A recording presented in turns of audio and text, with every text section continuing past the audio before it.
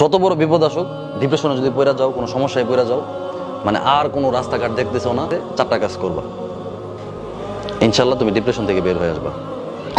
সর্বপ্রথম কাজ হইলো 2 রাকাত নামাজ পড়ে ফেলবা। নামাজ পড়ে তুমি আল্লাহ তাআলার কাছে পরামর্শ চাইবে, আল্লাহ আমি তো এই সমস্যায় পড়ে গেছি। ডিপ্রেশনে পড়ে গেলে প্রথম চেষ্টা করবা 2 রাকাত নামাজ পড়া। দ্বিতীয় যে কাজটা করবা, একা থাকবা। হ্যাঁ, ধরো তুমি একটা খারাপ পরিস্থিতিতে পড়ে গেছো, রুমে দরজা টরজা বন্ধ করে একদম হাই হাই আমার সাথে এটা কি হয়ে গেল, তখন তোমার মাথায় খারাপ চিন্তা আসবে। তখন মনে হবে যে আমি উল্টাপাল্টা কিছু করি। খালি ব্রেন হচ্ছে শয়তানের রাস্তা নাই। তাইলে যদি তুমি ডিপ্রেশনে পড়ে যাও, তাহলে একা থাকবা না, মানুষের মাঝখানে চলে আসবা। হাজার হাজার মানুষ যেখানে থাকে, তোমার বন্ধু বান্ধব যেখানে, তুমি ওইখানে চলে যাবে। তখন উল্টাপাল্টা চিন্তা আসবে না।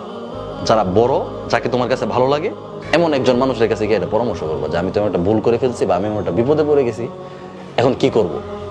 তো উনি পরামর্শ দিলে দেখবো তোমার চিন্তা আসবে, বা তোমার অনেক আসান হয়ে যাবে। এই সমস্যা থেকে তুমি বের হয়ে আসার সুযোগ পাওয়া যাবে, আল্লাহ তাআলা তোমাকে ব্যবস্থা করে দেবে।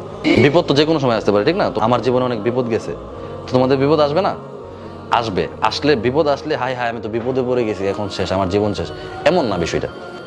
অনেকে আছে বোকা, দরজা মরজা লাগাই থাকে, পরে শয়তানে এসে আত্মহত্যা করে। পরে করে যে আত্মহত্যা করে, সে কোথায় যায়? জাহান্নামে যায়। আত্মহত্যা করার সময় মৃত্যুর আগে যে যন্ত্রণাটা হয়েছে, এই যন্ত্রণা সারা জীবন, মানে কিয়ামতের পরে আর কোনো মৃত্যু নাই, আমৃত্যু সে এই যন্ত্রণা উপভোগ করবে।